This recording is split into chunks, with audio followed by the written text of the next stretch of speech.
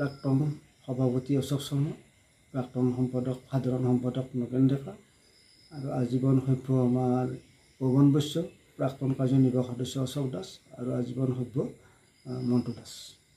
সেইকাৰণে আজি সাধাৰণ সভাই তেখেতসকলক আজীৱন সভ্যৰ পৰা বাতিল কৰে আৰু মন্দিৰৰ পৰা বহিষ্কাৰ কৰে।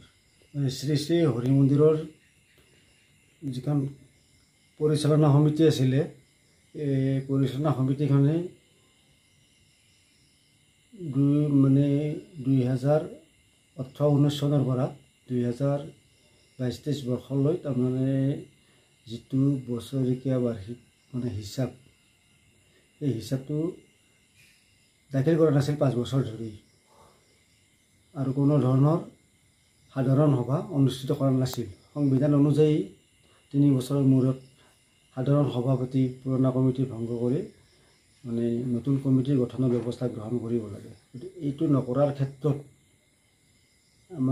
ৰাইজৰ আপত্তি হোৱাত এইটো জিলা প্ৰশাসনে কমিটিখন তেওঁলোকৰ ভংগ কৰি দি এখন তদৰ্থ সমিতি গঠন কৰে। আৰু এই তদৰ্থ সমিতি গঠন কৰি দিয়াৰ পিছত তেওঁলোকৰ হিচাপ নিকাচ দাখিলৰ কাৰণে সমিতিয়ে সভা পাতি তেওঁলোকক হিচাপ আদায় দিয়াৰ বাবে আহ্বান জনায়। তেওঁলোকে সেই আহ্বানক আওকাণ কৰি পিছত নিৰ্বাচনযোগে নতুন কমিটি গঠন হোৱাৰ পিছত কাৰ্যনিৰ্বাহক সভাই তেওঁলোকক হিচাপ দাখিল কৰাৰ ক্ষেত্ৰত চিঠি প্ৰেৰণৰ বাবে ব্যৱস্থা কৰে আৰু সেই মৰ্মে তেখেতৰ ঘৰত গৈ হিচাপ দাখিলৰ কাৰণে তেখেতক চিঠি দিয়া হয়। এই চিঠি দিয়াৰ পিছত তেখেতে এটা হিচাপ মন্দিৰত দাখিল কৰে, যিটো হিচাপৰ কোনো ধৰণৰ সংগতি নাই আৰু সেই হিচাপ মৰ্মে তেওঁ প্ৰায় 13 লাখৰ ওপৰত পাব লগা বুলিহে এটা হিচাপ দাখিল কৰে। এইটো হ'ল প্ৰাক্তন সম্পাদক শ্ৰী নগেন ডেকা। দাখিল কৰাত সেই হিচাপটো এই কমিটিয়ে পৰ্যালোচনাৰ বাবে এখন কমিটি গঠন কৰি দিয়ে আৰু সেই কমিটিয়ে পৰ্যালোচনা কৰি চোৱাত দেখা পায় যে তেওঁৰ হিচাপত কোনো সংগতি নাই, নোহোৱাৰ কাৰণে সেই হিচাপটো গ্ৰহণ কৰিব নোৱাৰে বুলি সিদ্ধান্ত গ্ৰহণ কৰে আৰু তেওঁ পাব লগা পইচাটো মন্দিৰে দিব নোৱাৰা বুলি উল্লেখ কৰে। আৰু এইটো কথা সাধাৰণ সভাত আজি দাখিল কৰে।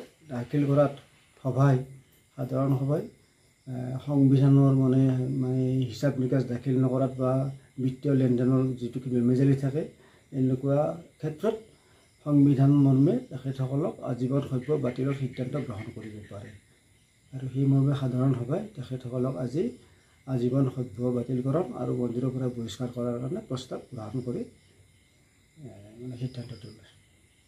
আৰু এই ক্ষেত্ৰত আৰু এটা আছে কি যে আমাৰ 2023 বৰ্ষৰ ৰাস মহোৎসৱৰ লগত সংগতি ৰাখি যিখন আমাৰ উপহাৰ পত্ৰৰ খেল অনুষ্ঠিত হয়, এই খেলৰ পৰা আগতীয়াকৈ লটাৰীৰ যিখন আমাৰ উপহাৰ সমিতি থাকে, সমিতিৰ পৰা আমাৰ লটাৰীৰ কুপন তেওঁলোকে সংগ্ৰহ কৰিছিলে আৰু সংগ্ৰহ কৰা লটাৰীৰ কুপনৰ এইটো আছিলে আমাৰ আজীৱন সভ্য পৱন বৈশ্য, প্ৰাক্তন কাৰ্যনিৰ্বাহক সদস্য অশোক দাস আৰু আমাৰ আজীৱন সভ্য মণ্টু দাস বুলি।